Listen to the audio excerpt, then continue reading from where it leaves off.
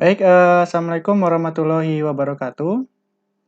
Selamat datang kembali di mata kuliah Desain Teknik Biomedis bersama saya Dananjaya Mahuda Kumarajati. Baik, hari ini kita akan membahas tentang sebelumnya mungkin ya. Sebelumnya mari kita berdoa menurut agama dan kepercayaan masing-masing. Berdoa dipersilakan. Baik, cukup. Silakan dulu.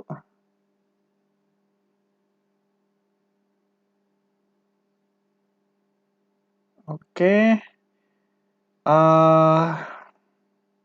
Pada kesempatan kali ini atau pada video kali ini kita akan membahas tentang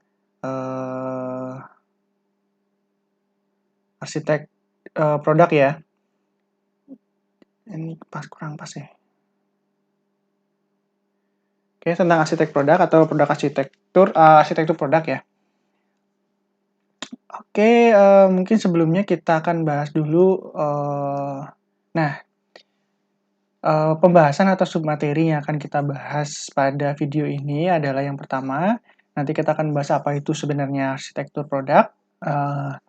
Terus yang kedua adalah implikasi dari arsitektur itu seperti apa. Jadi nanti ketika kita menggunakan arsitektur atau ketika tidak menggunakan itu implikasinya seperti apa. Dan kenapa kita menggunakan arsitektur produk ya. Kenapa kita melalui proses ini. Itu akan kita bahas. Terus yang ketiga adalah membuat arsitektur produk atau jadi langkah-langkah yang harus kita lalui ketika kita akan membuat sebuah arsitektur produk gitu ya. Terus yang terakhir adalah perencanaan platform.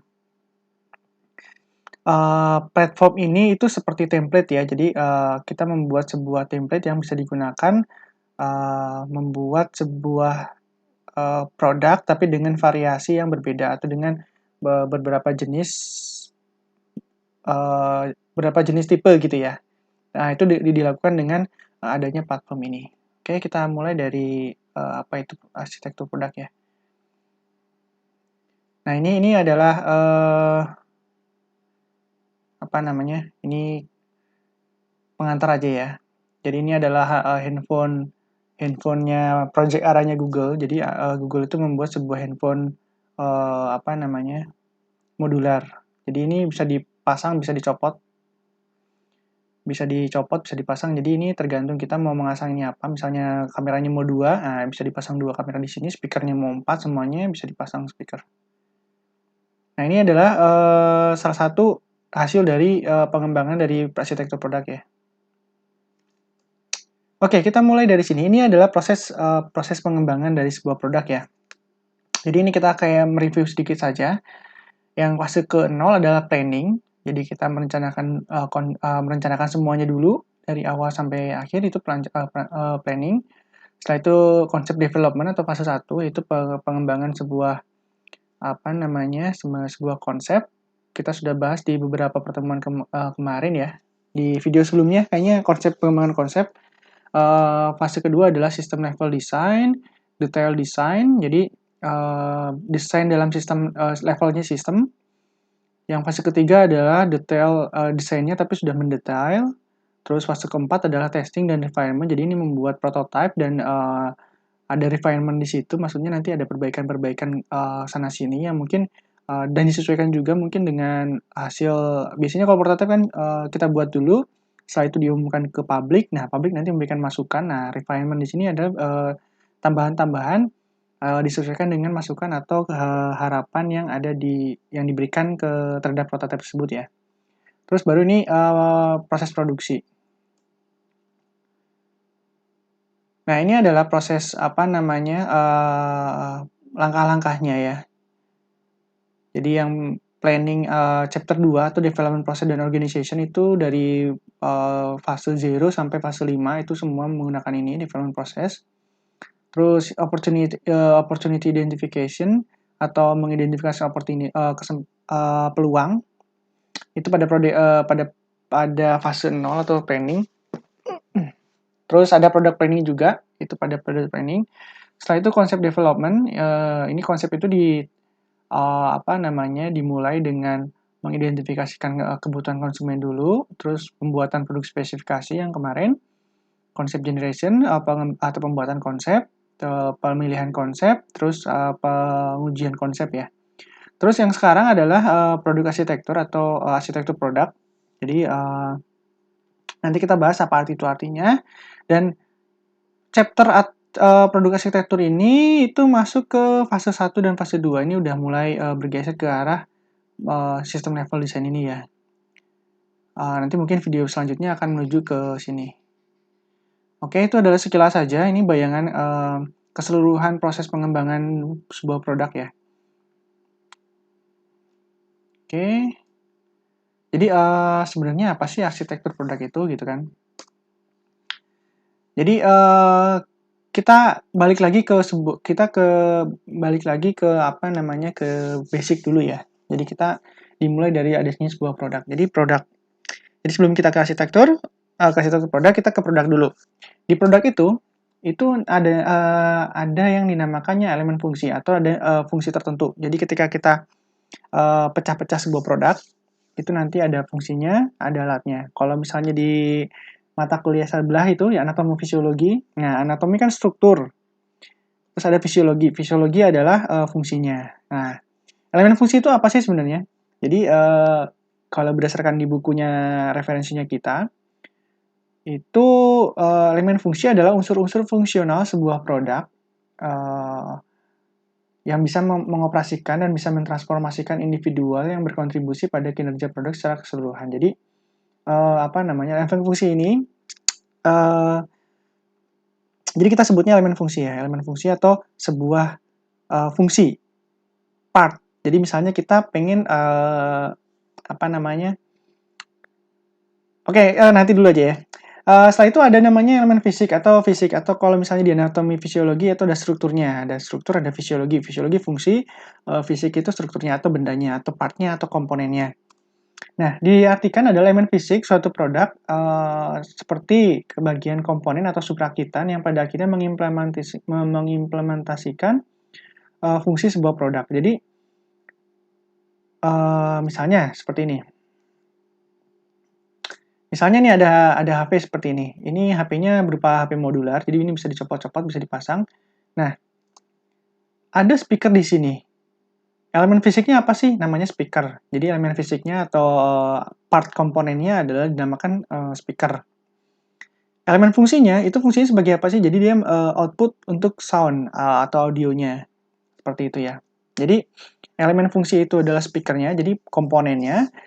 Sedangkan elemen fungsinya yaitu dia fungsinya apa sih speaker? Fungsinya adalah output suara gitu. Nah, di sini juga ada nih kamera. Kamera elemen fisiknya apa nih? Elemen fisiknya kamera ya. Terus elemen fungsinya adalah mengambil gambar seperti itu. Jadi dalam sebuah benda itu nanti kita bagi dalam arsitektur produk ini kita bagi menjadi dua. Ada elemen fungsi, ada elemen fisik seperti itu. Jadi ketika kita membuat sebuah arsitektur produk gitu ya atau produk arsitektur itu kita harus membuat atau menentukan fungsinya dulu apa, nanti partnya juga apa gitu ya. Jadi itu harus ada seperti itu. Oke, jadi sebenarnya apa sih pengertian dari arsitektur produk itu gitu kan? Jadi sebenarnya arsitektur produk itu cuma penugasan elemen-elemen fungsional produk ke blok bangunan fisik produk. Jadi cuma menyambungkan atau menghubungkan antara si fungsi tadi di blok-blok. Jadi kita nanti buat blok, jadi kayak buat kotak-kotak gitu. Ini blok fungsi, ada blok ada blok fisik. Hubungannya apa sih antara blok-blok itu gitu kan? Jadi seperti kalau konsep kan berbentuknya sketsa ya. Nah ini lebih ke sudah agak mendetail nih. Jadi fungsinya apa, ininya apa. Nah misalnya ini nih, ini adalah contoh dari skema skema desk printer ya, deskjet printer. Ini adalah skema untuk, jadi ini adalah skema. Jadi arsitektur produk itu ada skema ya. Jadi ini adalah contoh dari arsitektur produk. Nah di sini ada yang namanya elemen fisiknya. Nah di sini ada elemen fisiknya nih. Ini print cartridge atau cartridge printer. Kan kalau di printer itu kan ada cartridge-nya ya. Nah, di sini juga ada yang namanya elemen fungsinya nih. Jadi ini enclosed printer juga, dia elemen fisik ya. Enclosed printer itu berarti dia wadah printernya. Nah, fungsinya apa sih dia? Fungsinya adalah untuk provide structural support. Jadi untuk menyediakan atau membuat adanya support. Jadi mensupport bendanya gitu ya, secara struktural. Seperti itu. Jadi ada elemen fisiknya, ada elemen fungsinya. Nah, arsitektur produk ini adalah menghubungkan antara elemen fisik ini. Jadi misalnya cartridge ini nanti berhubungan dengan position cartridge, ada position papernya, jadi saling berhubungan. Jadi nanti misalnya ya ini cartridge-nya, terus ini ada posisi kertasnya, terus ada posisi cartridge-nya sendiri terhadap x-axis misalnya seperti itu. Terus nanti ada fungsi juga nih pick paper nih, dia mengambil ada pick papernya. Nah, pick paper berhubungan dengan position paper ini. Nah, ini hubungan-hubungan inilah yang dinamakan dengan arsitektur produk. Jadi ya seperti itu ya. Jadi sebelum kita membuat sebuah produknya, penting untuk membuat arsitekturnya atau blueprint dari produknya itu sendiri gitu kan. Jadi misalnya si printer ini dia langkah-langkahnya seperti apa sih? Dia pertama mungkin pick paper dulu. Setelah itu memposisikan papernya di y-axis.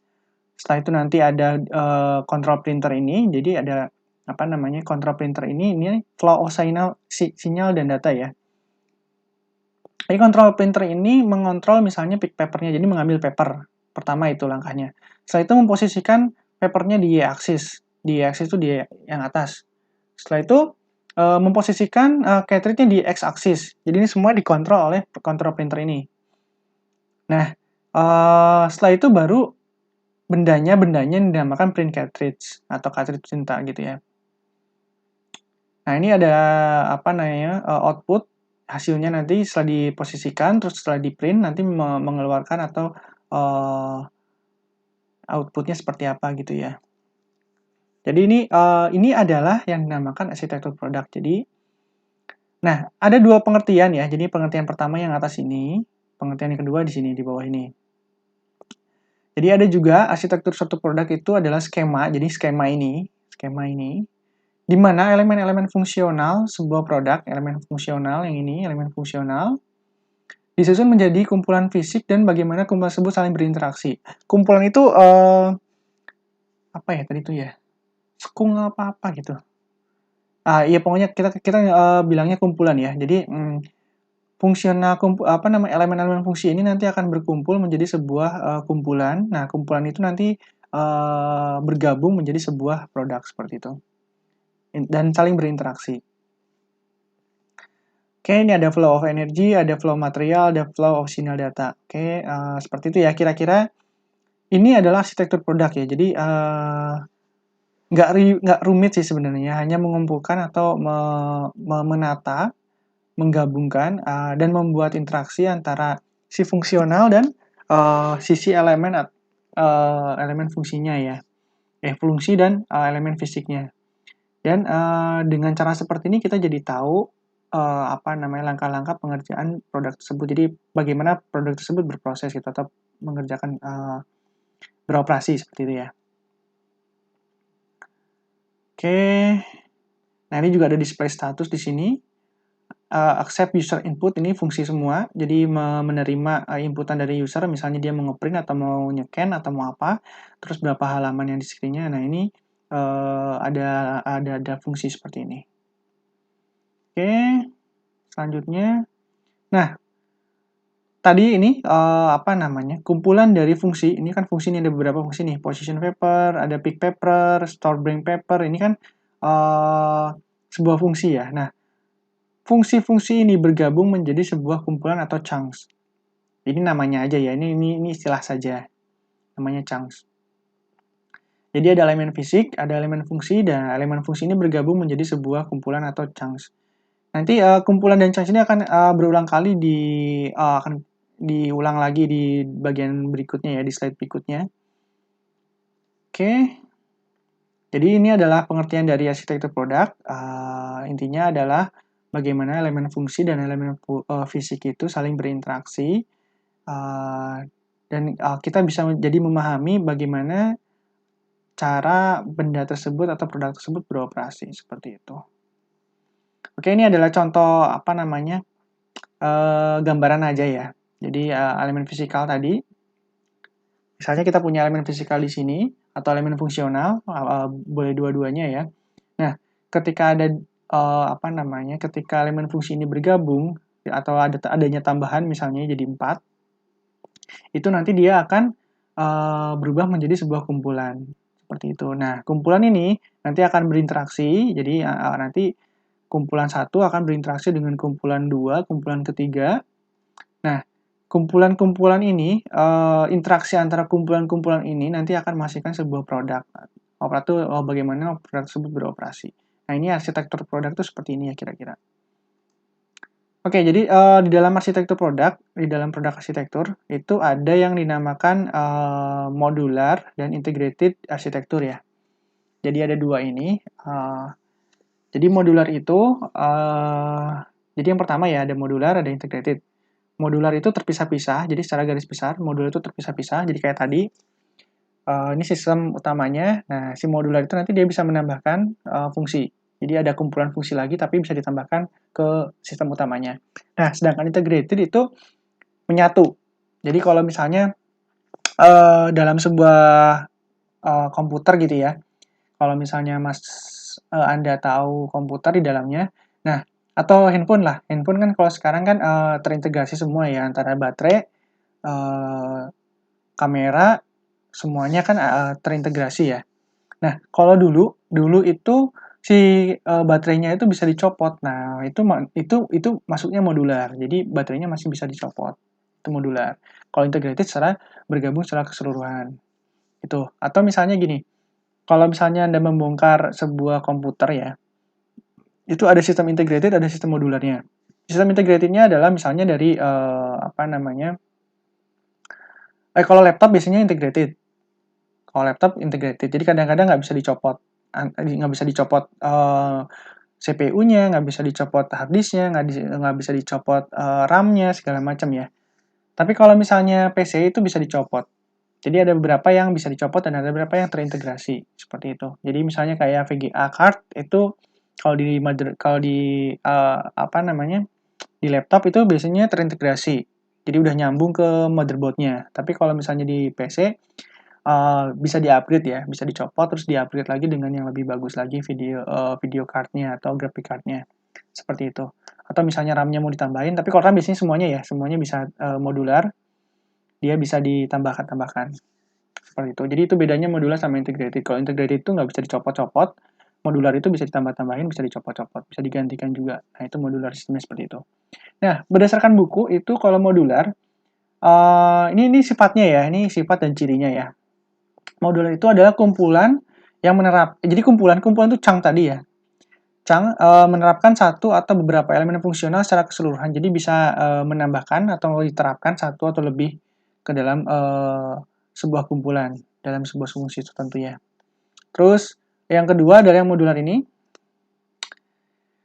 Interaksi antara kumpulan diidentifikasikan dengan baik dan umumnya fundamental untuk fungsi utama produk. Jadi seperti tadi misalnya komputer, motherboard, ada VGA card. Nah, VGA card kan penting ya, penting buat menjalankan sebuah grafis seperti itu. Nah, itu tuh penting, fungsi utama. Terus yang integrated,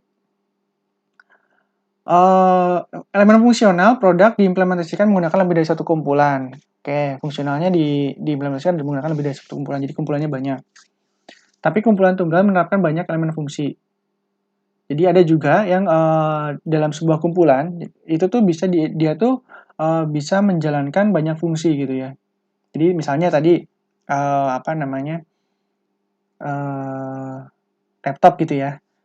Laptop itu kan ya udah satu terintegrasi gitu, misalnya itu menjalankan berbagai macam fungsi. Ada fungsi apa namanya banyak gitu ya. Ada prosesornya, ada ininya, ada itunya. Nah, itu sudah terintegrasi secara keseluruhan seperti itu. Terus interaksi antara kumpulan tidak jelas dan mungkin terkait dengan fungsi utama produk. Ya, seperti itu ya.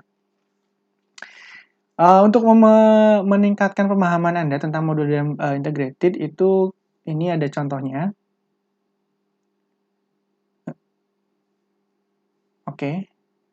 Nah, ini adalah contoh dari apa namanya rem sepeda, dan ini adalah pengoper giginya atau apa namanya persnelingnya ya, apa shifting control ya, pengoper gigi. Jadi kan kalau di sepeda kan biasanya kalau giginya banyak itu ada gearnya banyak, itu ada pengganti giginya atau gear ya, pengontrol gearnya. Nah, yang ini adalah modular, jadi dia terpisah ya. Dan oh gini, ada sepeda. Nah, sistem perem dan ininya tuh modular, jadi dia bisa ditempatkan di sepeda satu-satu. Nah, sedangkan yang ini terintegrasi antara pengontrol gigi, pengganti gigi dan remnya. Dia nyambung gitu, jadi nggak bisa dicopot-copot lagi. Kalau ini kan terpisah. Nah, ini yang modular, ini adalah yang integrated. Seperti itu. Jadi intinya terintegrasi itu ya nyambung, jadi kadang-kadang nggak bisa dipisahin juga, nggak bisa dicopot-copot lagi. Kalau HP itu kan nggak bisa dicopot-copot ya, tapi kalau misalnya laptop atau komputer itu masih bisa dicopot. Jadi misalnya VGA-nya HP kan nggak bisa dicopot, prosesornya juga nggak bisa dicopot. Tapi kalau misalnya komputer, PC kan masih bisa dicopot, bisa diganti. VGA-nya juga masih diganti. RAM juga sama, RAM-nya komputer kan masih bisa diganti ya, makanya modular. Kalau handphone itu kan tidak, RAM-nya nggak bisa dicopot, VGA-nya nggak bisa dicopot, terus apa namanya prosesornya juga nggak bisa dicopot. Nah, itu udah terintegrasi karena handphone itu sudah terintegrasi. Oke, kita jangan ngomong laptop berarti ya, kita ngomongin yang terintegrasi itu contohnya adalah handphone misalnya, dibandingkan dengan laptop dan PC seperti itu. Oke, ini adalah contoh. Ada contoh lagi. Nah, ini saya mencontohkan sebuah handphone project ARA ini dari Google. Nah, dia membuat sebuah handphone yang di belakang handphonenya itu dia bisa bukan semuanya ya, bahkan layarnya pun dia bisa dicopot pasang. Ada lampu, ada kamera, ada speaker, ada bahkan ini infrared juga. Ini speakernya ada jam, bisa dipasang apa aja. Ada kompas juga, ada detak jantung. Nah, ini bisa dipasang semua, ini namanya modular ya. Jadi semua sistem apa namanya fungsi, misalnya fungsi mengeluarkan suara, mendengarkan apa, membuat ini fungsi kamera, fungsi apa, itu semuanya bisa dipasang copot. Nah, ini contoh dari sistem modular ya. Jadi intinya modular itu bisa dicopot pasang. Nah, kita bandingkan dengan yang ini. Nah, ini ada integrated phone ya, jadi ya cuma handphone aja gitu, semuanya udah nyambung, sudah terpasang di dalam sebuah sini dan nggak bisa dicopot-copot, kameranya nggak bisa dicopot, speakernya juga nggak bisa dicopot, semuanya udah terpasang, layarnya pun nggak bisa dicopot, seperti itu. Jadi terintegrasi dalam sebuah sistem. Oke, seperti itu. Ini adalah contoh Sony Xperia XZ1 ya bagus juga ternyata. Tapi udah jarang. Nah, ini kameranya dia tuh udah terintegrasi juga dalam sebuah sistemnya ya. Layarnya juga udah nempel, tidak bisa dicopot pasang. Maksudnya dengan mudah gitu ya. Kalau tadi kan yang modular dengan mudah bisa dipasang, bisa dicopot gitu. Sebenarnya kalau misalnya dibongkar ya bisa-bisa aja sih sebenarnya. Tapi kan, tapi secara sistem arsitekturnya sebenarnya dia terintegrasi, nggak bisa dicopot pasang. Oke, nah tadi kita sudah membahas ciri-ciri modular integrated gitu ya. Tapi sebenarnya dalam sebuah sistem sendiri banyaknya atau lebih dikenal atau lebih banyak yang dipergunakan adalah yang mode modular. Jadi bahkan ada tipe-tipenya ya. Jadi di dalam buku yang saya temukan ini, dia udah ada penjelasan mengenai tipe-tipe apa namanya arsitektur modular yang pernah digunakan. Jadi yang pertama adalah tentang modular, jadi slot modular. Yang kedua adalah bus modular arsitektur. Yang ketiga adalah sectional modular arsitektur. Jadi yang slot modular ini, jadi kita bisa lihat juga dari gambarnya ya udah jelas sekali. Jadi yang pertama yang membedakan adalah slotnya. Ini slotnya beda-beda ya. Jadi ini adalah slotnya segitiga, ini kotak, ini kayak elips gitu. Nah, ini sistem utamanya, ini adalah modularnya atau fungsi tambahannya. Ini fungsi tambahannya. Yang bus itu kayak saklar cop-copan listrik gitu. Jadi slotnya atau busnya ini sama. bentuk slotnya meskipun nanti fungsinya berbeda-beda. Nah, yang sectional ini dia nggak punya slot, nggak punya cop-copan, tapi dia langsung nempel di bagian fungsinya. Seperti itu. Jadi kalau misalnya yang slot modular arsitektur ini adalah contohnya terdapat pada dashboard mobil ya. Jadi di dashboard mobil kan misalnya ada radionya, ada layarnya, ada speedometernya. Nah, semuanya kan cop-copannya beda-beda kan, nggak ada yang sama kan. Ada yang mungkin cop-copannya ada yang besar, ada yang kecil, segala macam, nggak ngerti juga. Tapi kayaknya berbeda-beda. Seperti itu. Dan dia spesifik pada slotnya sehingga tidak ada kemungkinan untuk tertukar ya antara misalnya si fungsi ini kan nggak mungkin atau elemen ini kan nggak mungkin masuk ke sini karena dia slotnya beda seperti itu. Nah, beda halnya dengan yang bus modular ini. Kalau bus modular ini ya udah dia asal masukin aja udah bisa gitu kan. Jadi misalnya jadi contohnya yang ini yang adalah untuk yang expansion card pada PC. Jadi ada audio card, ada graphic card kan. Nah, cop-copannya kan hampir sama itu ya. Jadi sama lah ya. Terus atau mungkin yang slot modular arsitektur ini adalah contohnya di lubang pada laptop misalnya. Kan ada lubang USB, ada lubang card reader, ada lubang VGA, jadi banyak ya. Nah, itu kan cop-copannya beda-beda untuk fungsi yang berbeda-beda seperti itu. Atau untuk elemen yang berbeda-beda. Kalau yang slot modular ini, yang bus modular ini dia menggunakan bus modular ini. Jadi cop-copannya sama. Yang sectional modular ini adalah saling menempel tanpa ada cop-copannya dan memiliki modular yang identik. Jadi ininya pasti sama. Jadi kok rata ya rata. Contohnya adalah sistem perpipaan. Jadi pipa satu yang kalau disambungin antara satu dan satu kan ya bentuknya kan sama ya. Jadi nggak ada perbedaan. Jadi bisa langsung ditempelin gitu aja. Nah, intinya gitu. Ini adalah contoh-contoh arsitektur modular. Kalau integrated nggak ada ya. Kalau integrated ya sama satu aja itu. Kalau modular banyak macamnya. Karena mungkin ini yang paling banyak dikembangkan karena lebih fleksibel dibandingkan integrated.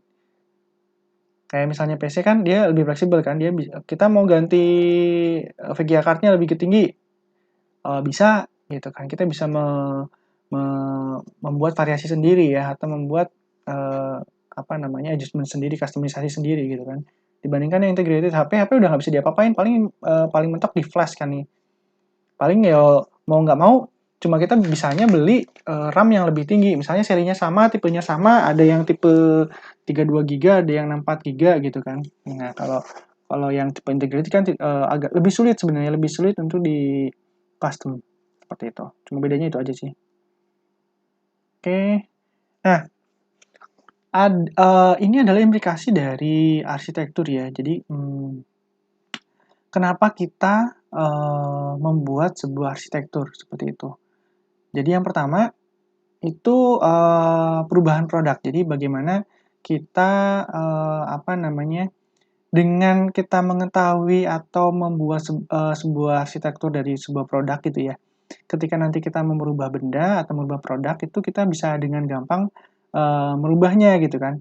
Misalnya kita punya produk dengan kan fungsinya kalau arsitektur produk kan ada macam-macam, ada fungsi, ada elemen-elemennya ya, elemen fungsi, elemen fisik segala macam. Nah, dengan punya itu kita bisa melakukan perubahan dengan gampang gitu. Misalnya ada fungsi tertentu yang mau kita upgrade atau mau kita perbaharui. Jadi gampang saja kalau dengan kita melihat arsitekturnya seperti itu. Yang kedua adalah variasi produk. Kita bisa membuat variasi berbagai macam variasi ya. Misalnya seperti tadi kita menggunakan sistem modular, kita dengan tipe yang sama kita bisa membuat variasi yang banyak dengan cara mengganti fungsinya atau mengupgrade dari fungsi tadi itu ya. Misalnya tadi RAM-nya atau fungsi fisiknya adalah elemen fisiknya adalah RAM gitu kan. RAM-nya bisa kita ganti-ganti dengan berbagai macam tipe atau dengan macam kapasitas seperti itu.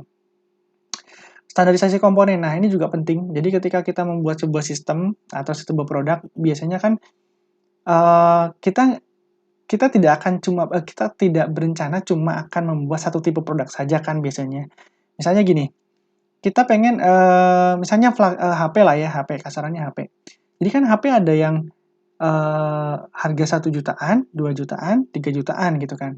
Nah, Dengan standarisasi komponen ini, dengan mengetahui arsitektur dari produk tersebut, kita bisa menstandarkan komponennya. Atau ya itu yang pertama. Atau misalnya contohnya bukan HP, tapi misalnya mobil gitu ya. Kadang-kadang mobil yang berbeda, misalnya Terios, Xenia, terus apa namanya, Kayla gitu ya. Ada beberapa komponen yang dia sudah standar gitu, dan standar itu maksudnya nanti akhirnya bisa dipakai di beberapa macam mobil, seperti itu. Performa produk, dengan cara kita membuat arsitektur produk, kita jadi bisa tahu apa namanya, ini interaksinya dengan apa, nanti kira-kira akan mengakibatkan apa dari interaksi tersebut segala macam, dan kita bisa menata juga apa namanya, mungkin ada fungsi-fungsi yang nggak terlalu penting bisa kita hilangkan sehingga bisa meningkatkan performa dari produk tersebut ya. Jadi misalnya kayak tadi, kita bikin mobil LCGC ya, atau mobil Kayla seperti itu. Nah, itu kan fungsi-fungsi atau beberapa fitur-fiturnya bisa kita hilangkan gitu, sehingga bisa masuk kategori tersebut. Atau misalnya mobil sport gitu ya. Mobil sport yang paling penting dari mobil sport adalah misalnya yang ditonjolkan ada performa mesinnya. Sehingga pertama performa mesin, terus apa namanya, rasa berkendaranya. Jadi yang paling diutamakan adalah penumpang depan, seperti itu. Jadi dua kan performa produknya. Engine-nya harus bagus, interior dan rasa berkendara ergonomisnya di bagian supir itu harus juga bagus. Tapi karena dia mencoba untuk meningkatkan performa produk dengan optimalisasi segala macam, biasanya bangku kedua atau untuk penumpang di belakang itu biasanya sangat tidak diperhatikan ya. Jadi biasanya sempit lah, atau hanya untuk anak-anak lah, atau kadang-kadang tidak ada seperti itu. Jadi dengan cara kita membuat arsitektur dari produk ini, kita jadi bisa mengurangi fitur-fitur atau fungsi-fungsi atau elemen-elemen yang dikira-kira bisa menghambat atau bisa mengurangi performa dari produk tersebut gitu ya. Gitu. Jadi atau misalnya gini, mobil kita nih targetnya emang LCGC 1200 cc. Tapi untuk meningkatkan produk, oh yaudah, karena sistem arsitekturnya seperti itu, udah kita tambahkan fungsi fisik atau elemen fisik berupa turbo di situ, gitu kan, sehingga meningkatkan performa engine dari produk itu, dari mesinnya, dari mobilnya, gitu kan. Jadi tuh ini adalah implikasi dari penggunaan arsitektur terhadap produk itu sendiri ya. Jadi emang penting kita membuat sebuah arsitektur ini. Jadi sebelum kita membuat produk ya, langkah-langkahnya tetap harus dilakukan ya. Yang berikutnya, manufacturability. Jadi ini adalah bagaimana kita bisa mengukur dari arsitektur produk tersebut, kita bisa mengukur apakah benda ini atau produk yang kita buat atau yang kita rancang, yang kita desain, itu bisa dimanufaktur atau bisa dipabrikasi tidak gitu ya. Misalnya kita fungsinya terlalu dari arsitektur produknya fungsinya terlalu apa ya, terlalu muluk-muluk gitu ya. Misalnya kita buat mobil apa nama arsitektur sebuah mobil gitu ya. Tapi kecepatannya harus 360 km per jam gitu ya. Tapi cc-nya kecil gitu. Nah, itu kan nggak mungkin bisa dibuat gitu kan mesin apa namanya mobil tersebut gitu. Karena mesinnya kecil, kemungkinan ya nggak akan mungkin sampai segitu gitu kan. Paling mentok 120, 140 km per jam seperti itu. Nah, ini juga nanti kan di produk arsitektur ini nanti kan ada elemen fisik tuh. Elemen fisik kan nanti bendanya apa di situ. Nah, bisa di-list kan dari situ. Misalnya kita akan membuat sebuah robot Iron Man. Reaktor nuklirnya bisa dibuat enggak gitu? Atau spesifikasi atau dari arsitekturnya itu apa namanya, ada reaktor nuklirnya kan? Reaktor nuklirnya sebagai penghasil energi atau pembangkit tenaga gitu. Nah, itu bisa dibuat enggak gitu kan? Dari situ kita bisa mengukur ini benda bisa dibuat apa tidak, atau manufacturability-nya bisa kita ukur seperti itu. Yang berikutnya, dengan mengetahui adanya arsitektur ini, dari arsitektur ini, kita bisa mengatur atau mengelola pengembangan produknya. Jadi dari misalnya nih, tadi nih, ini sebuah produk, arsitekturnya ini. Nah, dari arsitektur ini, dari produk ini kita bisa menghasilkan atau bisa membuat variasi-variasi yang berbeda gitu kan. Misalnya tambahkan fitur apa, terus nanti, oh bagian ini nih, elemen fisik yang ini kita upgrade nih, lebih bagus lagi desainnya misalnya. Akhirnya ada pengembangan atau peningkatan performa atau peningkatan kualitas atau peningkatan estetika dari mobil tersebut, misalnya seperti itu. Nah, ini bisa berpengaruh juga terhadap pengelolaan atau manajemen dari pengembangan produk tersebut, seperti itu. Oke, ini kira-kira implikasinya seperti itu ya. Yang berikutnya, nah ini adalah langkah-langkah pembuatan atau bagaimana caranya sih kita membuat sebuah arsitektur produk ini. Nah, yang pertama itu adalah kita membuat skema dulu, skema produk yang tadi itu. Terus nanti kita kelompokkan. Yang kedua adalah mengelompokkan elemen pada skema tersebut. Jadi kita kelompokkan fungsinya yang sama apa. Nah, itu dikelompokkan. Setelah itu nanti kita membuat geometri kasarnya, layoutnya. Jadi misalnya fungsi ini itu nanti akan dilaksanakan atau dikerjakan oleh elemen fisik apa gitu. Misalnya kameranya nanti ditempatkan di mana nih, terus speakernya ditempatkan di mana. Nah, itu kita buat geometri kasarnya atau layoutnya ya, nanti penempatannya saja gitu kan. Misalnya HP gitu kan, oh ya udah di atas aja nih, atau yang di kamera depannya, oh ya di pojokan nih, terus nanti layarnya penuh seperti itu. Nah, itu adalah kira-kira saja atau layout geometri kasar dari produknya. Terus yang berikutnya adalah identifikasi interaksi fundamental dan insidental. Jadi kita mengidentifikasikan nih dari skema tadi interaksinya seperti apa. Ini nanti terjadi seperti apa dan sebagainya. Jadi oke, seperti itu kira-kira. Penjelasannya adalah ini. Ini skema produk.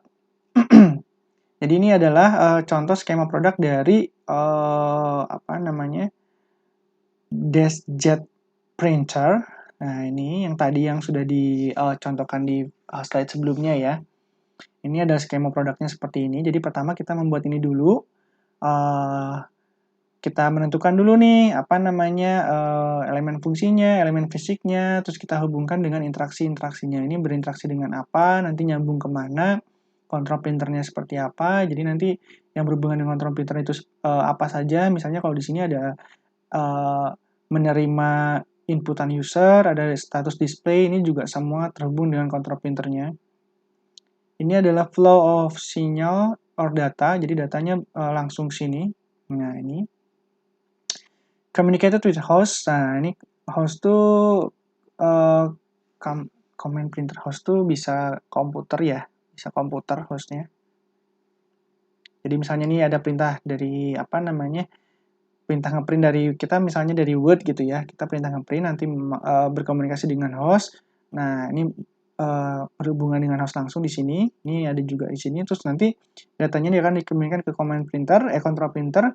Control printernya nanti akan mendisplay statusnya. Dia statusnya ready kah, atau mati, atau kurang kertas segala macam. Nah, ini display statusnya muncul di sini. Terus di sini juga ada accept user input. Jadi kalau misalnya biasanya ada tambahan di situ. Misalnya kita mau nyeken misalnya ya, nyeken menggunakan printernya. Nyekennya berapa halaman, diperkecilkah, diperbesarkah. Nah, itu kita ada inputannya lagi di situ.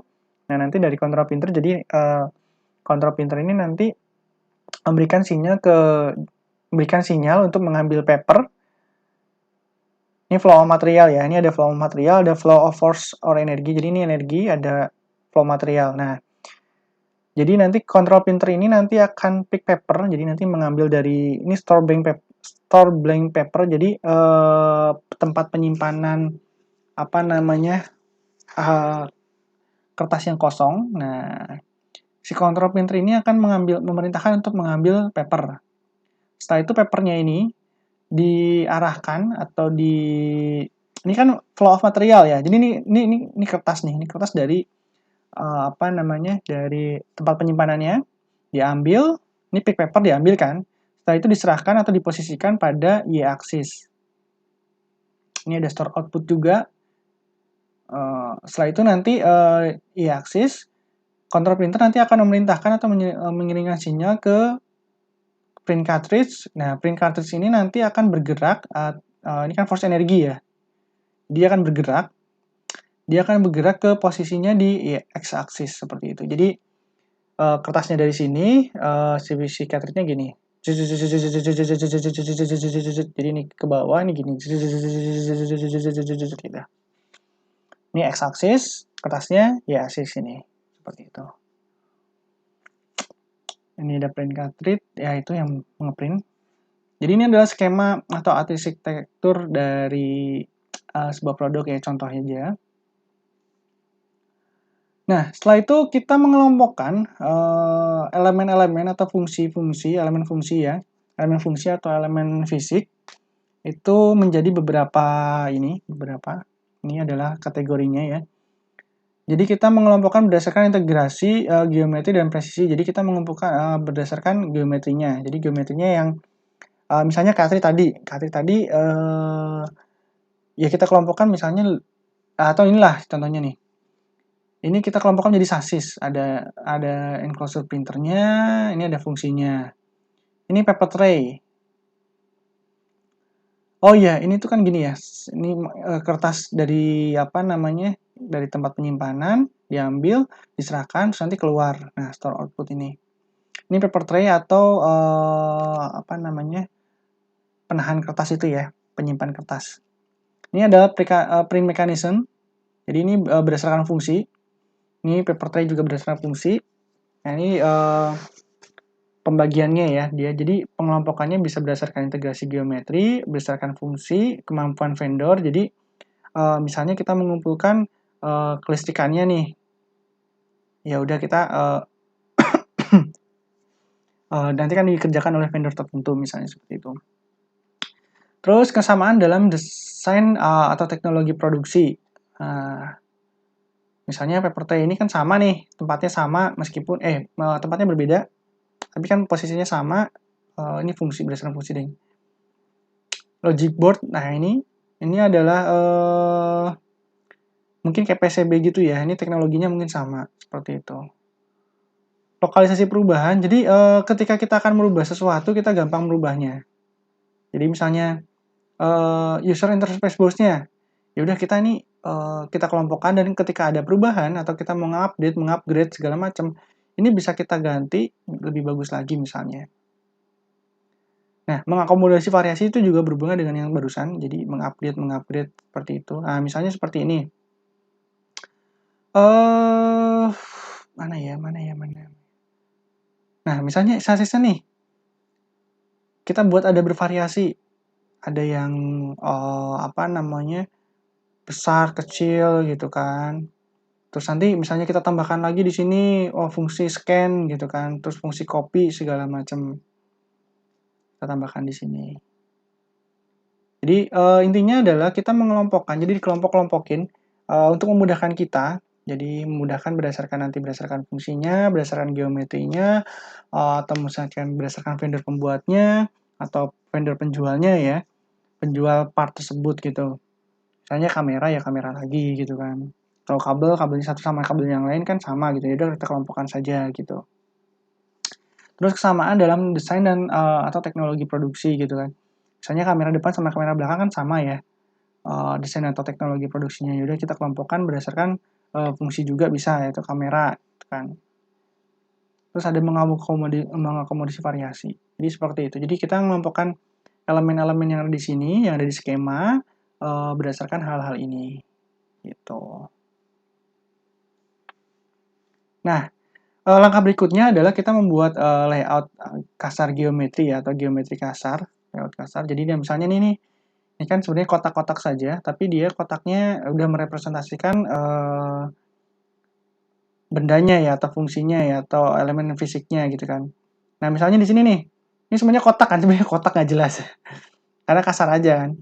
User interface board, ya udah bentuknya kotak ini di sini. Oh, kira-kira di sinilah. Print cartridge dia di atas, paper tray-nya di sini, berarti nanti penempatan kertasnya di paper tray ini.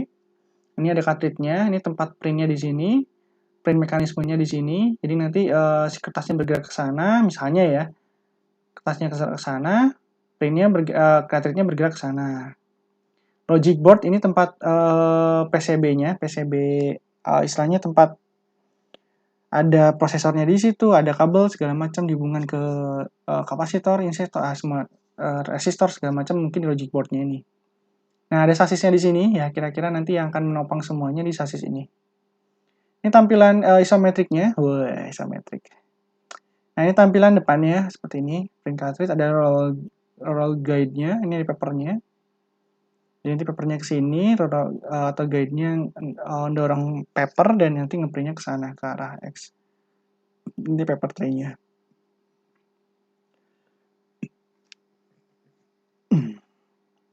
Jadi itu kira-kira ya. Yang berikutnya ini interaksi insidental. Jadi kita juga dalam membuat sebuah arsitektur kita harus membuat interaksi yang ya apa ya secara ya bisa terjadi ketika insidental. Misalnya ini nih. Enclosure atau tutup. Nah, ini harus kita buat styling nih, harus kita bagus-bagus ini. Jadi didesain seperti apa yang dibuat styling. Oke. Paper tray nanti ada kemungkinan ada vibrasi di sini. Dari paper tray ke print mechanism nanti ada kemungkinan ada vibrasi atau kan karena bergerak ya, ada kemungkinan bergetar gitu. Jadi harus kita buat mekanisme yang rigid sehingga tidak getarannya lebih minimum dan tidak menggeserkan kertas misalnya. Karena kan dari paper tray ya. Jadi dari penyedia kertas ke tempat print atau tempat mekanisme printnya itu nanti ada vibrasinya. Nah, print mekanisme ini kan dia bergerak ya katanya bergerak ya bergeraknya dalam kecepatan yang tinggi gitu kan. Kalau misalnya pengen kecepatan printernya ngeprintnya cepat, berarti kan si cartridge itu bergerak cepat juga gitu kan. Nah, bergerak yang cepat ini kadang-kadang mungkin gesekan dengan kertasnya, ada kemungkinan dia akan ada thermal distortion di situ gitu ya. Jadi ada mungkin ada panas di situ atau gimana gitu kan. Nah, logic board juga dia kan mikir ya. Jadi kayak misalnya komputer Anda atau laptop Anda itu kan pasti panas ya kalau dipakai buat bekerja gitu ya. Makanya ada kipasnya, ada segala macamnya. Mungkin dari printer juga sama. Jadi nanti akan ada panas, menghasilkan panas di sini. Nah, bagaimana cara mensiasati panasnya nih? Nah, kita pakai thermal distortion RF shielding. Jadi kita bagaimana menahan thermal distortionnya itu di sasisnya ini gitu kan. Sasisnya dibuat seperti apa, dibuat lubang-lubang atau dibuat ada saluran udaranya sehingga logic boardnya ini tidak kepanasan. Terus ada RF interference nih. Nah, ini nggak tahu juga saya ini apa. Ini harus driver software, ada user interface board. Jadi kita juga harus menjaga atau membuat skenario-skenario tertentu yang mungkin akan terjadi di interaksi antar sistem gitu ya, antar elemen seperti itu. Ya, ada vibrasi, ada thermal distortion, ada styling, ini harus dibagusin gitu kan. Ada solusinya adalah menggunakan thermal distortion RF shielding ini gitu kan di chassis. Nah, seperti itu ya. Oke, ini adalah interaksi insidental. Jadi seperti itu ya langkah-langkahnya. Jadi kalau dari ulangi lagi adalah langkah-langkahnya itu skema, kita membahas skema produk dulu. Fungsinya mana, terus elemen fungsinya mana, elemen fisiknya apa. Setelah itu kita kelompokkan elemen-elemennya, dikelompokkan berdasarkan ini. Setelah itu kita juga buat layout geometriknya yang kasar aja. Jadi kayak sketsa kasar gitu, tapi ini menggunakan komputer biar mungkin lebih mudah. Setelah itu kita membuat interaksi insidentalnya seperti itu.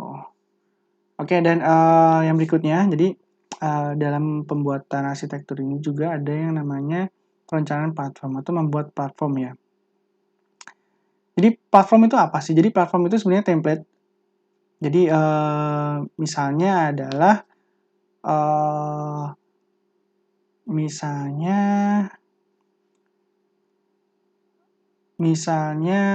biasanya ya desain mobil itu punya platform sendiri.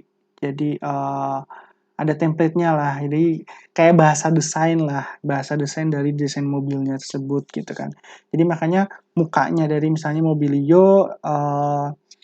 Mobilio terus HRV Brio itu kan sama-sama gitu ya, mirip. Terus secara platform sebenarnya juga mereka nggak jauh beda gitu ya. Dan banyak nanti akhirnya part-part yang bisa ditukar, saling tukar gitu kan. Nah, kenapa harus dibuat seperti itu? Kenapa kita harus menciptakan platform ini ya? Nah, itu karena kita nanti harus merencanakan diferensiasi dan perencanaan komunalitas atau kesamaan produk seperti itu. Jadi misalnya Mobilio dan Brio. Itu kan sebenarnya Mobilio itu adalah mobil Brio yang dipanjangkan gitu kan. BRV adalah mobil Mobilio yang ditinggikan. Rata-rata misalnya kayak dari interiornya sama, desain pintunya sama, sehingga nanti kalau misalnya pintunya rusak bisa copot pasang ke Brio sama Mobilio gitu kan, bisa dilukir itu bisa gitu kan. Depannya mirip-mirip gitu kan, cuma ya ada beda-beda dikit lah. Terus secara platform mungkin secara sasis segala macam sama juga gitu, nggak jauh beda gitu kan. Velg yang digunakan juga ya sama gitu kan. Ya mungkin kalau yang BRV agak lebih lebar dikit gitu kan, memang lebih mahal kan dia. Dan mungkin shockbreaker dari BRV karena dia crossover gitu, jadi dia lebih tebel, lebih nyaman, lebih empuk, mungkin nggak ngerti juga. Tapi paling perbedaan-perbedaannya dikit. Nah